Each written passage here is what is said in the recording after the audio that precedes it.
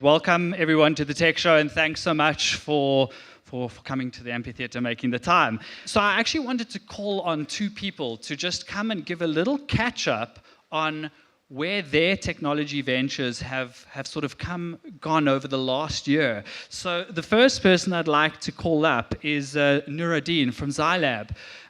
Just to give us a little catch up. Unfortunately, we couldn't get the truck here because it's sitting at the border in Egypt. And they won't let it into the country on its way to Europe because its steering wheel is in the middle. But I want Nur to just tell us a little bit about the truck and to show us what he has created and why he has created it. Thank you, Dale. Dale invited me last year as well at the last minute, and I thought, because he didn't have somebody else to talk about, so that's why he called me. So I spoke about the truck. And today, this time he called me a little bit earlier, a couple of days before that, asking me to talk about a truck again. So I think what I would like to share with you today is really the journey of the truck from last year to today. Okay, so it started a couple of years ago. I had a dream. And my dream was to travel from Cape Town to Cairo, and from Cairo all the way to Belgium, to my bird city, Antwerp. So I bought myself a truck, I wanted to go in style. So it's a MAN 6x6, very, very strong truck, which I got from the Air Force. But then it didn't happen. My dream didn't happen because I decided to start a new business, which I call Zylab, or it's called Zylab. So now we started this journey, and I was saying, okay, so we know what to write, we know what to do, and I'm a kind of a sci-fi nerd. But to go worldwide, you actually need quite high budgets from a marketing perspective, PR perspective, all that kind of jazz, specifically if you want to go to the United States, the UK, et cetera, et cetera. So, and I had this truck. So I said, well, guys, what are we going to do with this truck? And this is how it went. What are we going to do with the truck? We've got this office that look like what do you call it, Star Trek trooper. We've got these amazing offices, and I love sci-fi. So, well, why don't we just create a sci-fi looking truck? So this was the first design. So it came out of a mind. So how are we going to do it? We've got a couple of industrial designers. They started on it, and this is how it looked like last year in Steam. And the amazing thing, it was done in Cape Town, in Bellville, and we literally did it ourselves. So we designed it ourselves, we built it together. And what is the beauty about something like this, because it touches our imagination, right? And every single individual that worked on this truck, they almost did it for free, right? We had engineers that are on pensions, we had electricians, electronics, we had professors from universities, and they all worked on these trucks because they just wanted to be part of this journey, right? So anyway, so now we have this truck, and this is the next conversation. So this truck is going to get people to look at Zylab, right? To talk about us, right? But is it enough? So now maybe we should actually do something which never anybody ever done. So we decided to take it to Antarctica. Now, that's not an easy task, So we started looking around, and we found this plane in Cape Town, in fact. And this plane, every December, leaves to Antarctica, and we actually could fit a truck in it. And we could actually, on top of that, we could put in 42 people as well. So, wow, fantastic. So we went and started talking, and they gave us a slot, and the slot was at New Year, because this plane is really used for scientists and for cargo to go to Antarctica. And we got New Year, Christmas and New Year. We thought, oh, fantastic, we'll take that, 5 days. But it was very expensive. You can imagine. So it didn't make any business sense. So now we're sitting there thinking how we're going to make it a reality. And this is, again, another beauty of the attraction of the truck. So we set up a website, decided to sell 20 tickets at 350,000 Rand a shot. And we thought, will this work? Within 2 weeks, all the tickets were gone. And again, it's just a beauty of something unusual that people want to be part of it. So it wasn't about going to Antarctica and have New Year there, but it's also about seeing this truck there. It was an amazing feeling. It was a really, really amazing feeling. But the truck also attracts other things, right? So the next thing, we were going to go to the Belgian base, Princess Elizabeth, and the next thing, the Ministry of Belgium, they heard about this. It became like primary news in Belgium. who are these tourists that are going to our base? And the next moment, the people where we chartered the plane from, they didn't want to fly us anymore because they had too much pressure. So anyway, the thing didn't happen, but it's going to happen next year, and we've learned through that exercise. Okay, so again, it puts eyes on us, but it can also put on the wrong eyes on us. So then we said, okay, what are we going to do now? So let's have some fun. So when it came out of the workshop, we decided to go to Africa Burn, and it just was amazing. You know, the trip was just absolutely out of this world. So as we're traveling through the road, through N2 and so forth, we started seeing how much it attracts people. People were just loving the truck, coming to the truck. So it was actually doing what we actually thought it was going to do, right? And just to see this picture here, you know, we had cups dancing around the truck. It just like it was absolutely magical. I'm still not sure if it was a truck or if it was Africa Burn, but it doesn't matter. I think it was a truck. So that was our first experience with the truck. Then, about 3 months ago, we brought it back to after the Africa Burn, we brought it back to the workshop, and we kept on working on it. We kept upgrading it. And this is a personal trip. So as I told you earlier on, I wanted to do Cape to Cairo, right, and all the way to Belgium. And this is a project which we started called Voice of Humanity. And basically, the trucks left about 2.5 months ago from Cape Town, and it's now stuck between Sudan and Egypt. And I drove the truck myself. I started saying, okay, I'm going to drive it to Windhoek, and then I have to go back to work. But when I got to Windhoek, I couldn't get enough of it. Drove further until I got to Livingstone. And from Livingstone, I got further and all the way to Nairobi. But the journey was absolutely magical. Now, the Voice of Humanity project is all about asking people very simple questions, things like, what does love mean to you? What does family mean to you? And we record them in the back of the truck. And we have some absolutely amazing footage out of it. And if you want to see more about it, just go to my foundation, and you can see those clips. But one thing that came out very clearly, there is definitely a gender war here in South Africa, but I don't want to go into that right now. So this is a couple of pictures as we were traveling through Africa, some flat tires. It was just absolutely magical.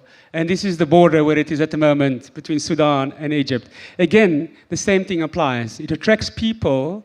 And, you know, we were a little bit worried about police and corruption and all that kind of stuff. But driving the truck anywhere in Africa was completely the opposite. We were stopped all the time by police, but not to check us. It was more about, can I take a picture, right? And what is this for?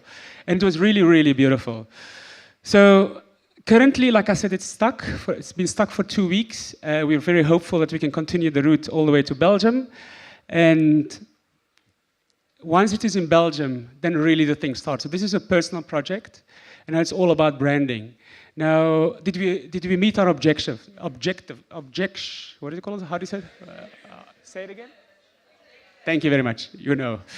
So, did it achieve it? I think the first thing that it really did to Zylab as a business, it really created an amazing culture within our business. So it created a culture of, you know, we can do anything, right? We are software developers, but we can also create a truck like this. And on top of that, is it achieving our objective? I mean, while it's driving through Africa, I could see the people coming to our website, completely the wrong target market, okay? It's not a target market that we were, you know, selling our software to, because we're not even selling to in Africa. But nevertheless, we had a lot of traction of that. But it did achieve quite a lot of things. I can tell you today that the truck has managed to open doors for us with businesses. As a startup, would have had much more battle with it. And also, every time when we deal with external people that want to do business with us from a servicing perspective, being PR, marketing, web design, etc., the moment when they see this truck, they want to be part of it. Okay, so we're now entering, we want to go to Belgium. We've got extremely lot of PR going. Journalists want to write about it. We've got articles coming out on a daily basis, and we have done absolutely no PR whatsoever. So I think, was it a good investment? Yes. And also, I think I'm standing here talking about it for the second time, so it allows me to brag a little bit about Zylab. Thank you very much. Thank you. Thank you so much, Noor. So, I mean, there are just so many lessons from this. Obviously, there's follow your dreams. The second is don't let strategists kill your dreams and destroy your ideas. But more importantly for me, it just shows that the traditional approach to media and communication is not something that one has to follow. And if you genuinely want to capture people's imaginations, you have to do something different and unique.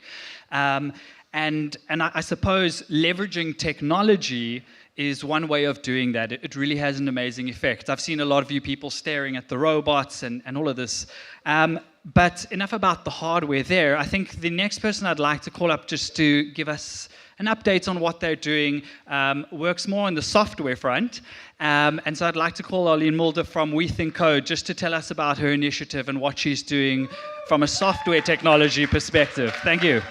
So We Think Code is a software engineering university, and we source and develop the top 1% of talent.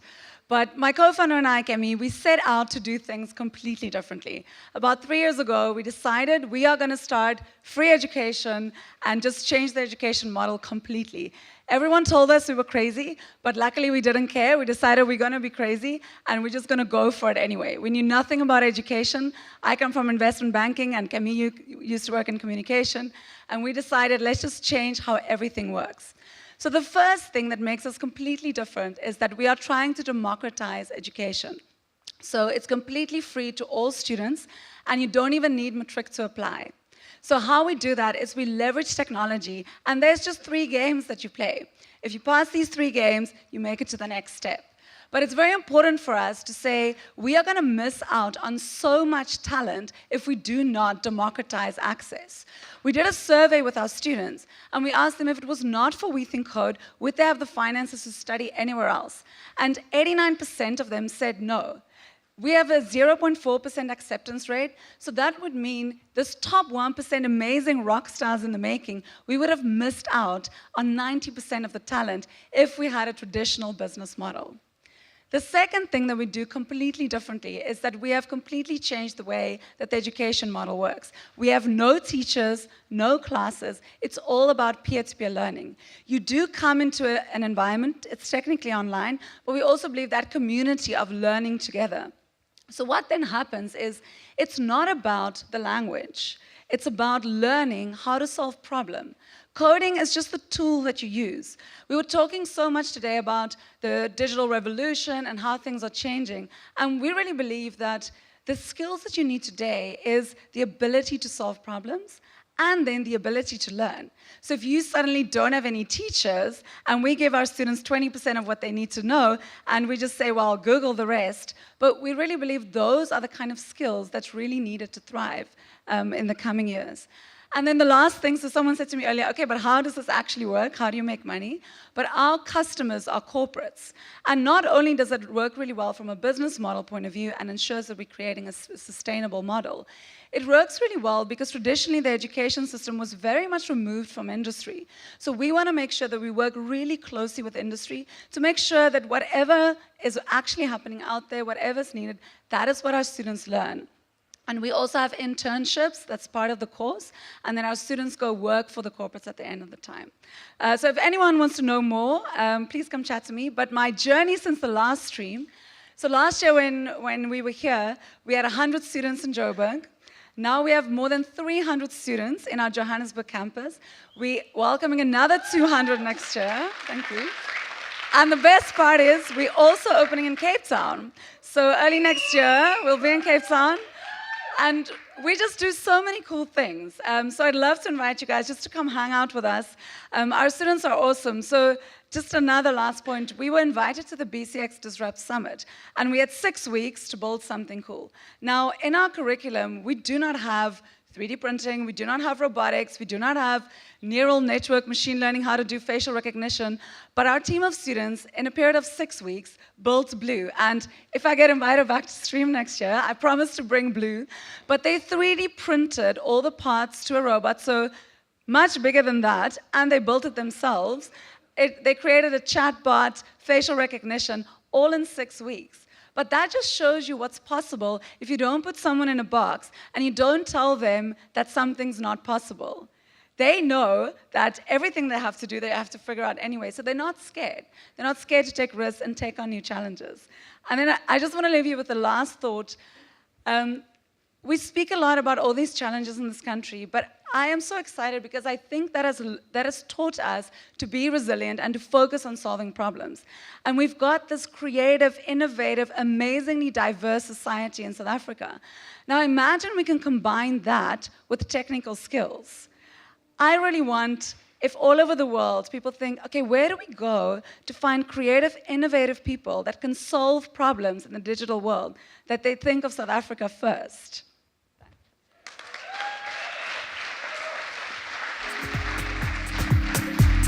Thank you very much. Thank you so much. So now that we've had a catch up from a couple of people on the hardware and the software front, I just wanted to talk about some of the tech that we've actually had here at Stream and just thank a few people. So who of you have not explored the tech lab and the drone zone and the art gallery? Is there anyone who hasn't done that? You should be ashamed of yourself. I really encourage you all to go and take a closer look and really engage with the people that are there. And so to catch up on that journey of bringing this beautiful identity to life, we got support from a fantastic company, Console Glass, and what we decided to do was partner with Mitch the Machine from Scotch and Sofa. Mitch is at the back. Mitch, please stand up. I don't know if you guys have seen. Mitch has created these beautiful glass laser cut coasters. Every single one is unique, a different color, a different design from our tiles, and they're free for you guys to take home. So please go visit Mitch, chat to him, understand the technology that he's using to create these. It's fascinating. Talk to him about how he's using lasers to tattoo people without cutting them in half. But they're absolutely beautiful, and I want you guys to all take one home so that you can remember Stream and really celebrate this incredible identity. Cool.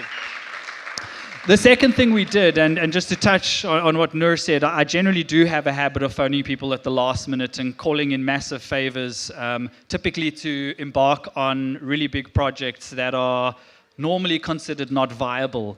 And so I did that again with our obsessive compulsive robot. We actually had that robot sent to us within the last 2 weeks from a company in Holland. And they helped us find a robotics developer named Ricardo. I'm sure some of you have met him. He's been fiddling with the robot. But please, go mess with it. Go ask him to help you program the robot and just see how easy it is. And the reason why we wanted to put that robot here is because something like that 3 years ago would have cost anywhere between 1.5 and 3 million rand. And the cost of a robot like that now has come down to less than 500,000 rand. So these things are becoming very viable for ordinary people, not only to buy them, but also to program these robots in very, very simple software languages, most of which is sort of drag and drop. So you guys can actually all go and try that. It was a little bit too heavy to bring onto the stage. It did want to join the band and play the tambourine, but we'll try and do that next year. So thank you very much. And then finally, just a very big thank you to Facebook for supporting our augmented reality dream. You know, we wanted to bring these tiles to life in an augmented reality treasure hunt, and I just want to thank the two young gentlemen from Zimbabwe. They're the only two people from Zimbabwe originally. They do live in Cape Town, and we signed off the project, I think it was roughly a week ago, and so the Stream AR app was developed and submitted to Android and iOS app stores in a week. I mean, that is phenomenal. Guys, please stand up so that everyone can see you and give you a little bit of credit.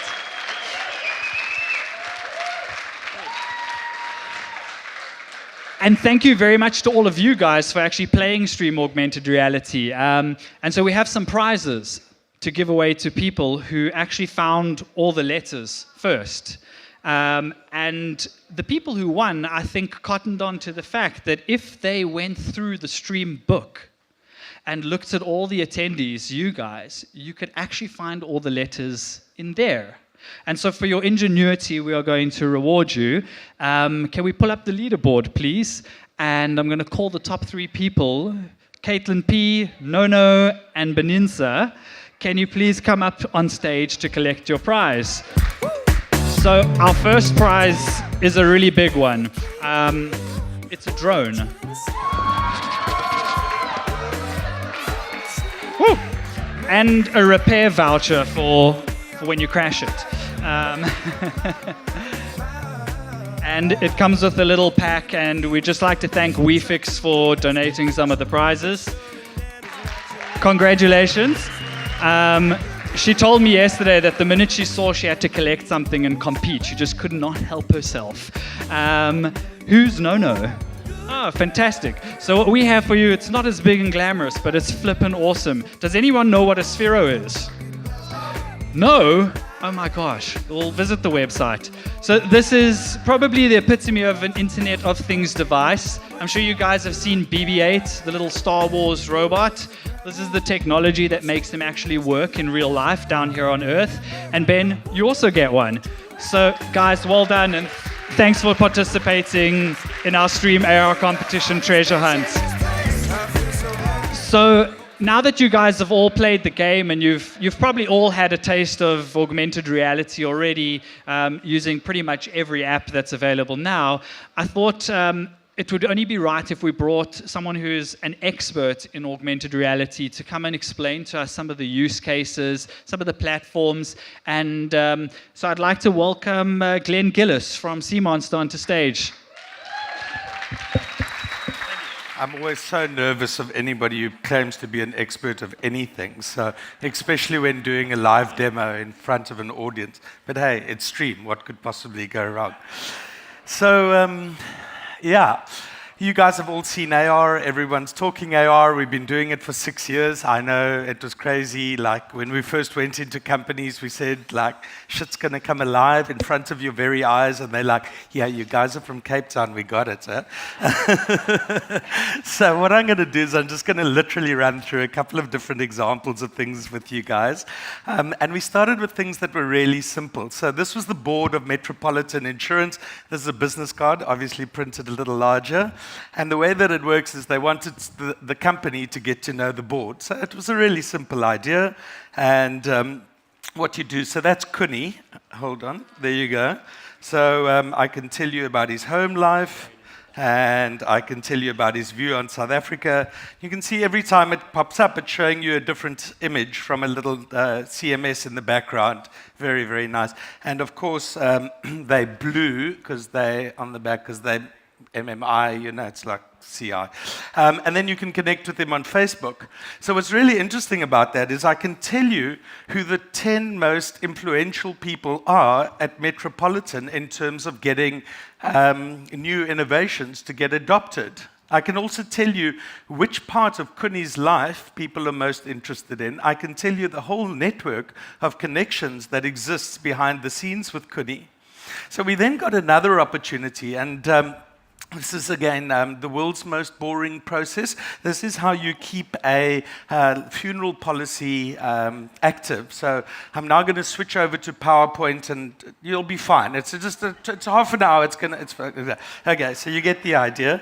And what was really cool about this is, and this is really where AR is now starting to. Yeah, we know. So, yeah, iOS 11, that old virus. Sorry. Yeah, it's Microsoft, okay. So, of course, they never have the right brochures in the right place, and, you know, so the real world. So we did it in different languages. And what's really cool about it, so it's really quick. I'm going to just show it to you again. As it pops down and it grabs focus, it now shows you the 10 steps. So now we're going to go to step 6. Let's push and talk about that. Plays a little video. Boom, boom, boom. Wonderful how you do these things.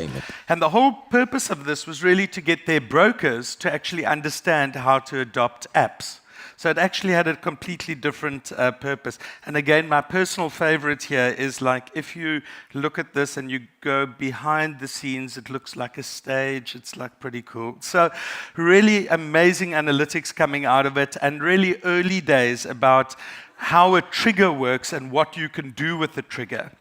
But again, of course, what we mustn't do is get fixated in the technology for its own sake. So we run a digital education solution for a financial services company called Old Mutual. They think they're going to be big. And and this is a card we use for activations and things. And the way that this one works is that it's to introduce you to the characters, because Moneyversity is all about archetype. And it's all about changing behavior, financial behavior. I don't know if you know it, but it's actually fucking boring. So how do you kind of bring that alive? Well, one of the ways that you can do that is you can take their different people and their user persona. Indulging in life's pleasures and is all about her appearances. As a freelance writer and yoga instructor, V is a bit of a free spirit and has a more relaxed approach to living. However, married with 2 kids, Joe is the average father just trying to make a better life for him. So you get the idea. We're doing those, we're bringing the characters into that narrative, we're using it as part of the overall campaign. And then moving fast forward, we bumped into Pick n Pay. We've been knocking at their door forever. And eventually we found some cool guys there, and they said, listen, we're about to run a promotion called Super Animals. So for those people with kids in the room, I really sorry, not really, but you know. And so you spend $150 and you get 4 cards, and you know, you can stick them into a collectibles book, otherwise known as the 1950s. And then what we did was we kind of brought that alive, and we did that with another augmented reality app. So, sorry, am I being like kind of, but I don't give a shit actually. So what's cool here is when you see the card, it's the reveal. It's the buffalo. You see the video playing in the background there? That's quite a cool feature.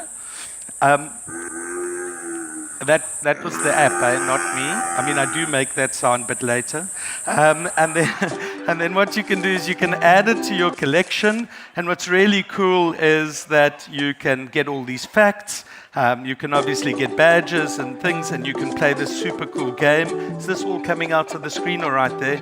So that, I think, is a hippopotamus. No, apparently not. And then, of course, because we're proudly South African, we wanted to do something really cool with the Springbok. And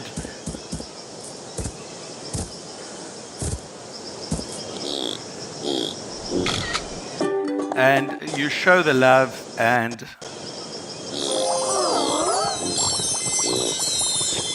so the answer is 410,000 downloads. Really, that's a round of applause. Not to us, but thank you. It's a 100 meg app.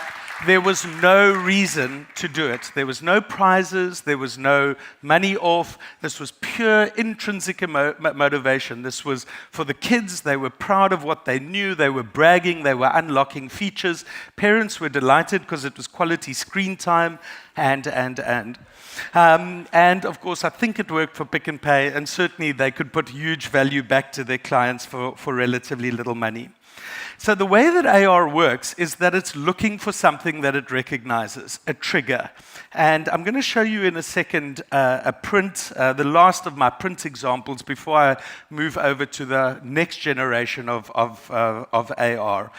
So this is a company called The Spur. You might be familiar with them. They're in the babysitting business, unless you live in Welkom.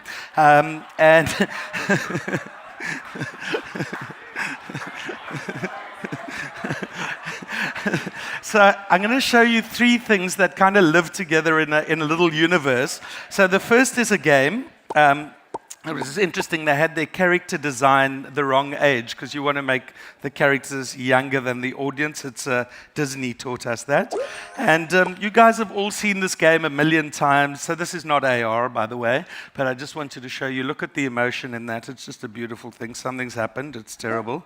And here's this dude, and very cool, and I can pick up eggs. Great and wonderful. Cool. So, amazing, except for one small thing. If I pick up 500 eggs, it loads a voucher for a free burger onto their loyalty card.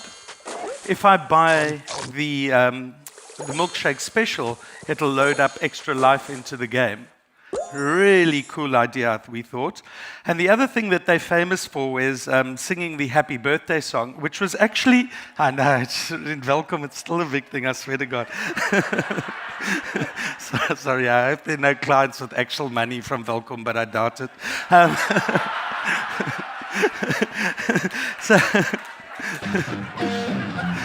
So we composed a song, and South Africa's got great musicians. There are 3 instruments, and it'll wait.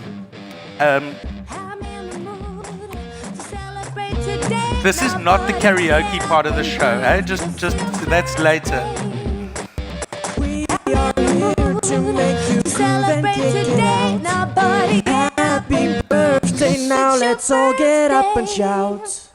We are here to make you groove and Okay, you got the idea. I think it's cool. So then, the last one before we move on is this, and this is just so super cool. We're like still excited about it.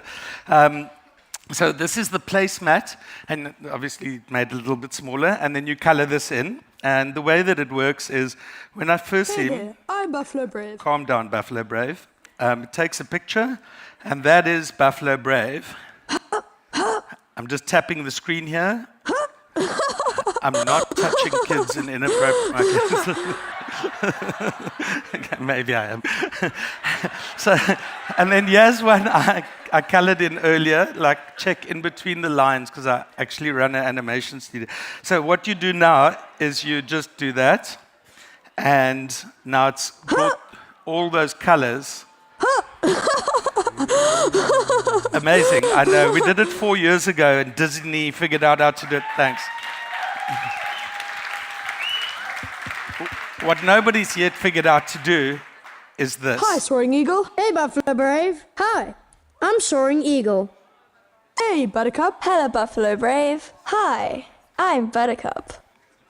That's pretty cool, huh? Thanks. And then in next month's edition, here we go.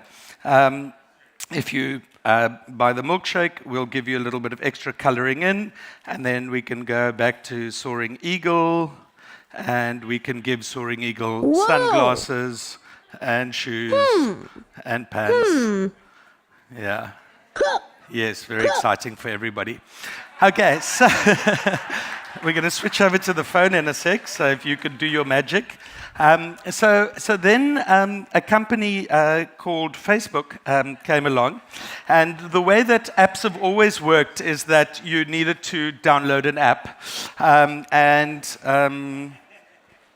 just going to connect with Arnold. Arnold's my mate here, who's doing a fantastic job, and tell me when we're good.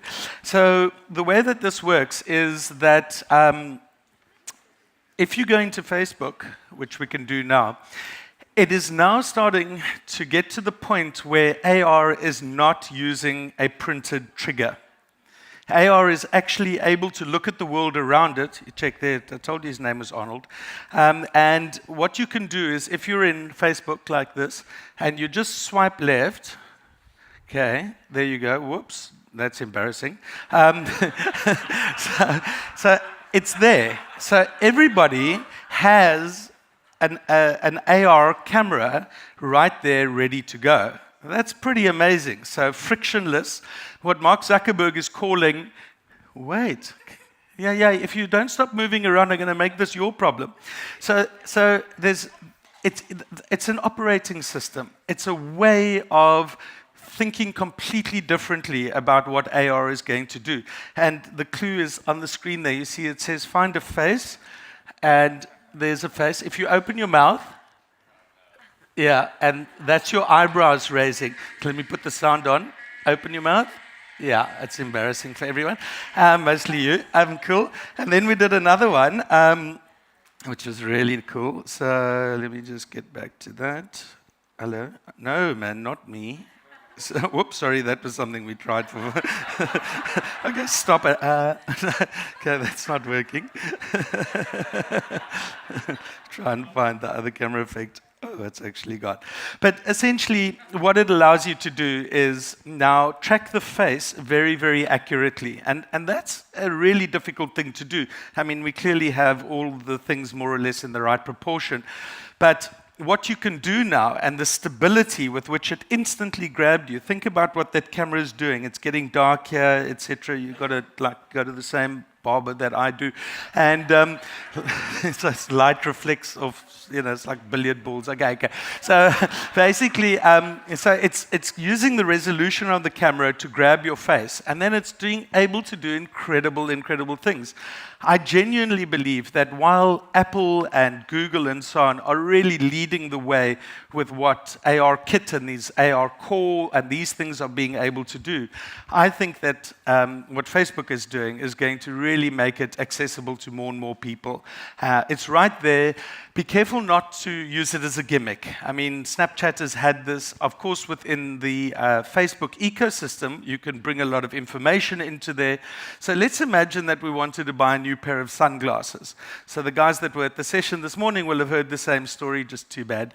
And but basically, buying sunglasses is a trust problem. Do I look like Mickey Mouse in these things? Do they suit my face? So you're always going with a friend. Now, it's very cool. We can do a Facebook filter and we can do silly glasses like we've done. But what happens if we can actually do proper glasses? And suddenly, I can take a picture and I can share that with my friends and say, yes, do I or don't I look like a Duas? So with or without the glasses. So what's going to happen next is that it's going to start to do very fine tracking of the facial features. So think about things like eyeshadow, think about tones, cosmetics and things like that. So again, it's a high trust, high touch purchase, and suddenly we can bring that real world experience and we can bring it into the digital world. So watch this space, because the next thing that they say they're going to be able to do is be able to actually track surfaces. So I don't know if you've seen those videos where with the right phone from Apple and the right lighting, you can make things magically appear in front of you because it can determine this. Facebook is on the trajectory to be able to do that, and I think it's going to change the way that we interact with the world. The thing is this: it's about story, it's about character, it's about how we can belong, how we can use this technology to break down the trust barrier, to link the real world and the digital world. I hope that was interesting. Thank you.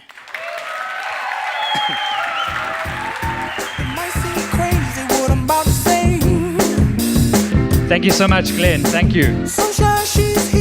Isn't that absolutely incredible?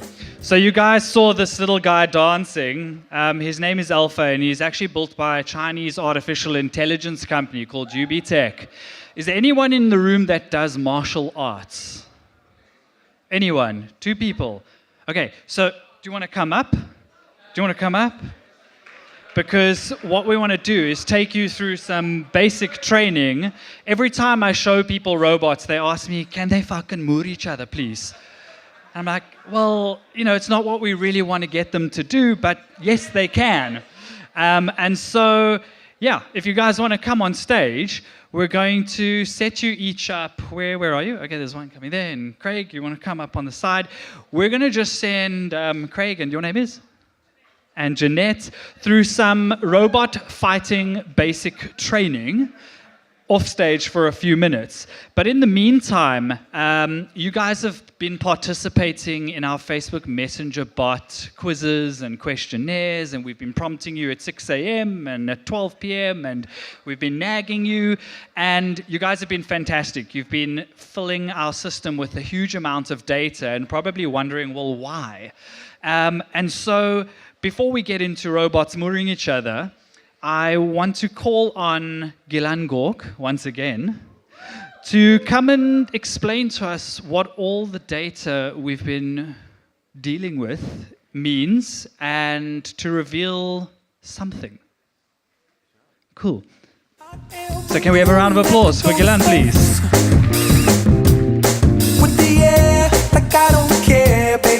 Hi guys. So, just hands up, who's been engaging with the Rape Up the Messenger bot? Who answered all the questions? All right, good.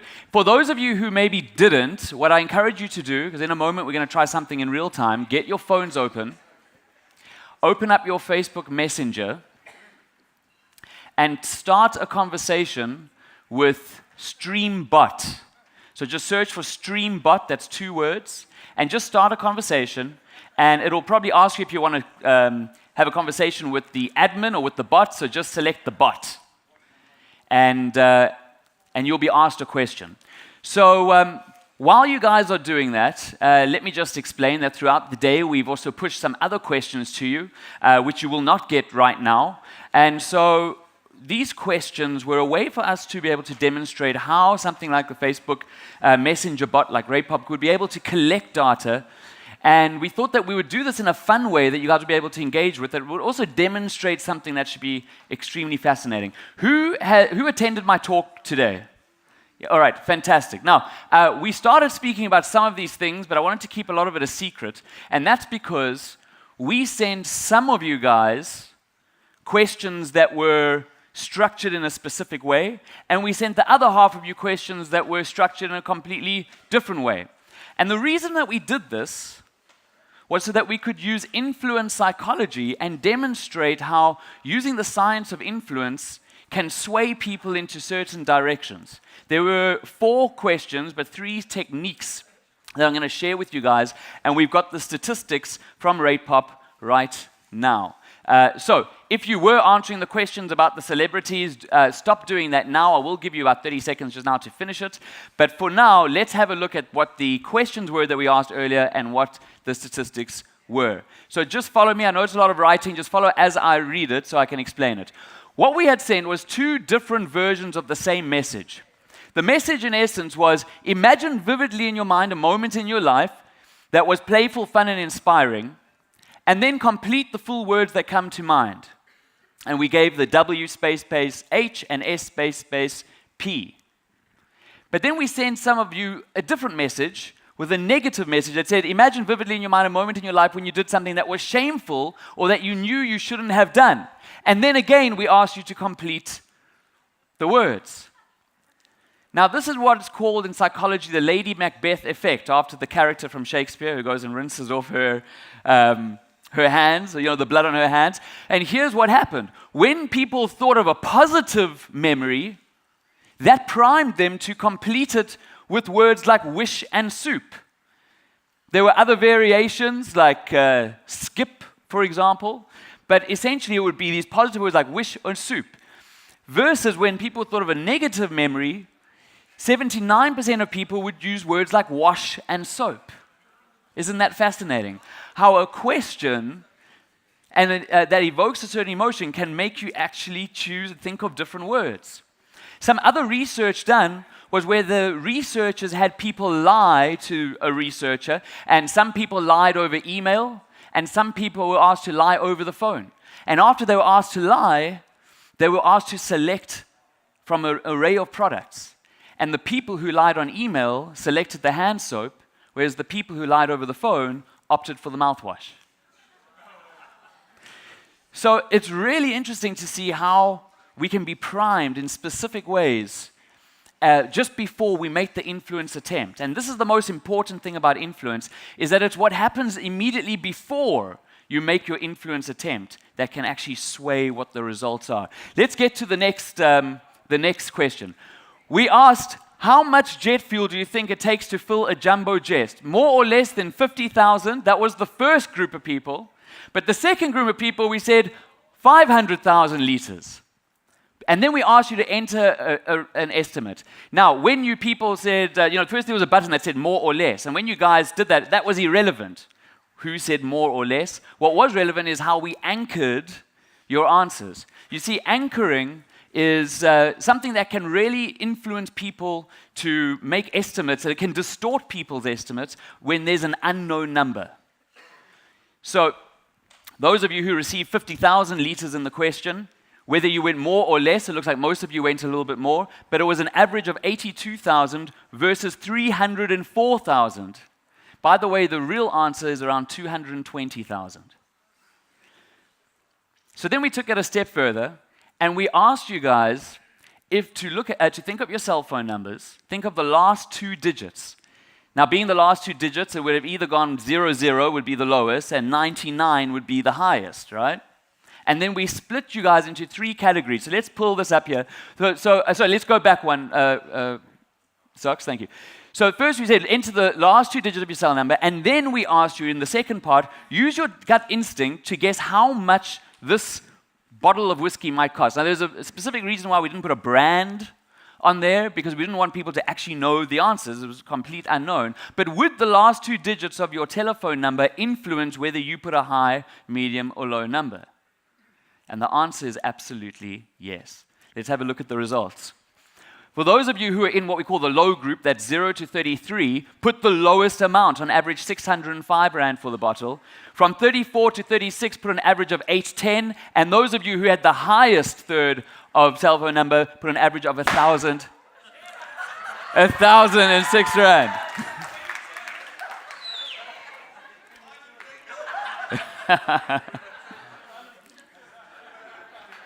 But we took it a step further in what we call arbitrary coherence, which is that if we ask you a certain question, even if your answer is an arbitrary answer, you can't help but use that information to apply it to other things that are in the same, that are aligned. So for example, what we did next is we asked you this question. The whiskey that you saw a moment ago was a 12-year-old whiskey. How much would you expect to pay for a 15-year-old of the same whiskey? And you can see that everyone increased their amounts. And so you can't help but use that first initial amount, even though it was arbitrary. So we keep that coherent. So you only need to influence someone once, and they're going to use that information for absolutely everything, even if that information was influenced. Isn't that scary? By the way, for those of you who weren't in my talk earlier, let me just say, a lot of people ask on what the ethics are about this. So some of you guys who didn't hear my answer earlier, let me just say that influence and persuasion, manipulation, these are all neutral terms, and it's like a surgeon's knife. It's a tool that can be used for great good or for great evil. It depends upon the person using the tool, right? And so obviously it all comes down to the intention, but it's interesting to see the actual statistics. You know, when I deliver talks for companies, usually I'm referencing past experiments. It's really great for you guys to actually see and for me to see the experiments working in real time. So and we're going to do a real time one in just a moment. Let's go to the next one. So let's go to the next experiment. This was the last question that we asked. Imagine that the United States is preparing for the outbreak of an unusual disease that's expected to kill about 600 people. There are 2 alternate programs to combat the disease. Which program would you choose, A or B? The first variation that was sent to the first group of people, A was that 200 people will be saved, and B was that 1/3 probability that 600 people will be saved, a 2/3 probability that nobody will be saved. When people got those 2 options, program A was chosen. But in the second variation, we said 400 people will die, and there's a 1/3 probability that nobody will die, and a 2/3 probability that 600 people would die. Now, this is all about framing, in that the way that you structure information, the way that you deliver information, creates what we call empty intuitions. People start to create these intuitions and go with their gut instincts, even if it's not founded, because actually, what you find is that most people choose program B in the second one, but A and B are exactly the same thing. They're just worded completely differently.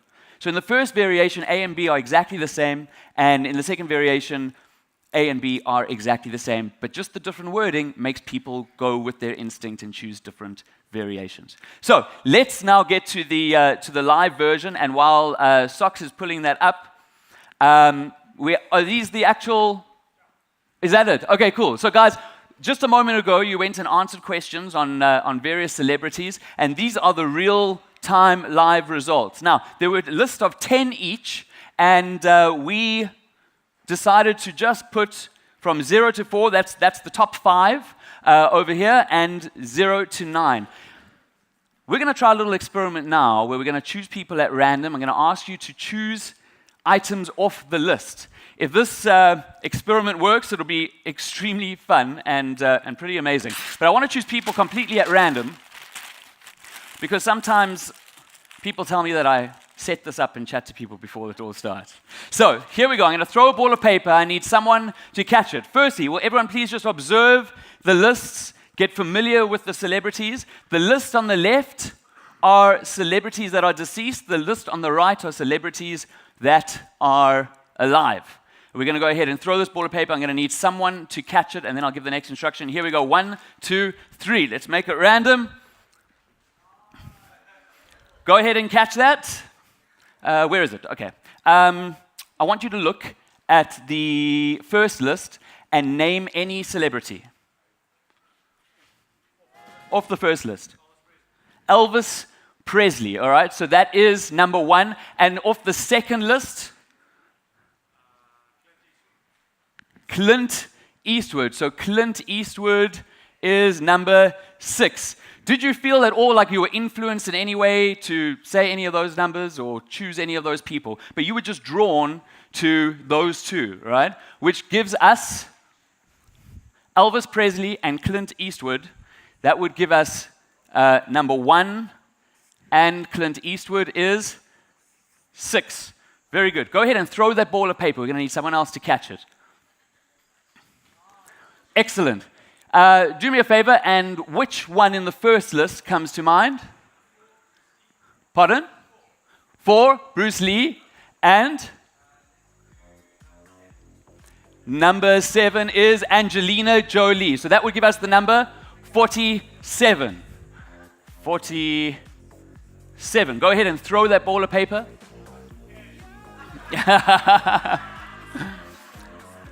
Go ahead and tell us, what is your number from the first list? Number 0. And what is your number from the second list? Number 2. So we got 0, 0, 2. Let's go over here. 0, 2. Go ahead and throw that ball of paper. You've thrown it into empty seats. So guys, if you just bend behind you, oh, you got it over there. What are your answers here?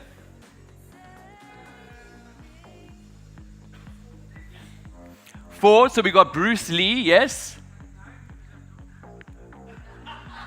And 9 because you have no clue who that is. Bonang, you don't know who Bonang is? No? Okay, but that is 49. 49. 40.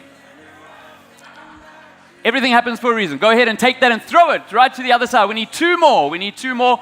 Right, what is your first one? Pardon? 0 and? 0 and 2. We haven't had 0 and 2 before yet, have we? Yes, we have already. Please choose another one. 0, 1. Here we go. 0, 1. We're going to throw it one more time. One more time. Go ahead and give it a nice throw. We have people running.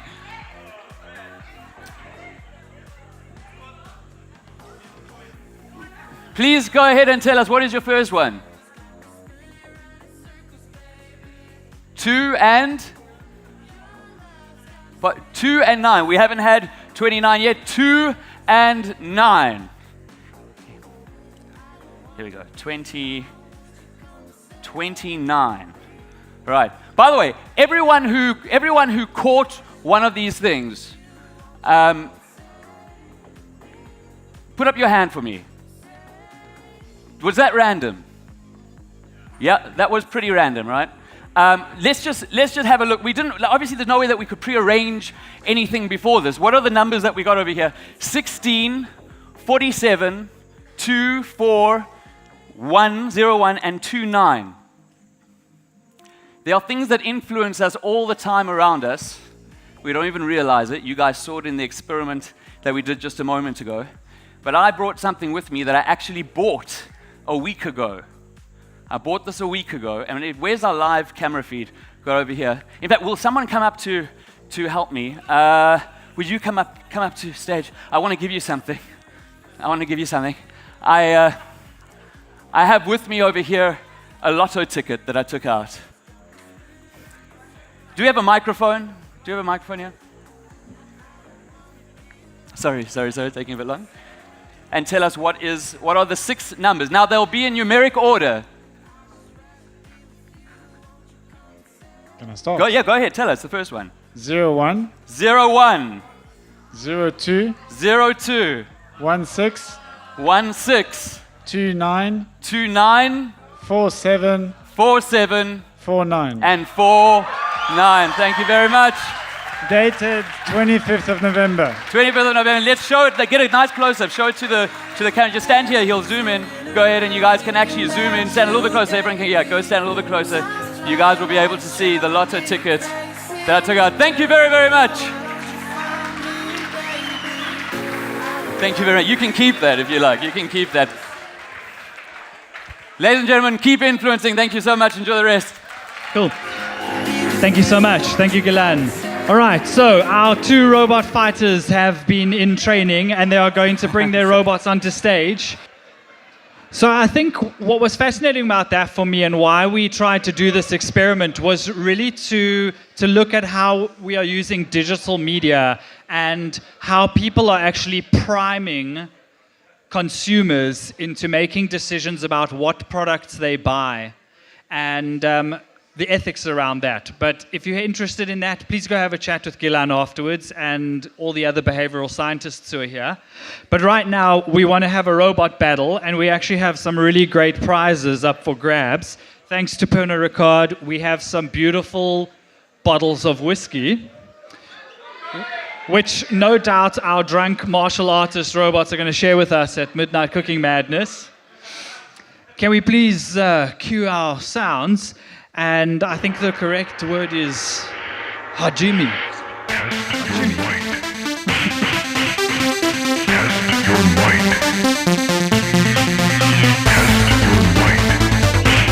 Oh my goodness. The one robot seems paralyzed. Ooh.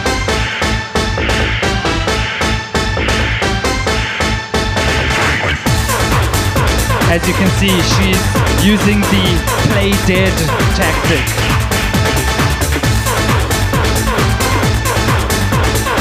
Oh!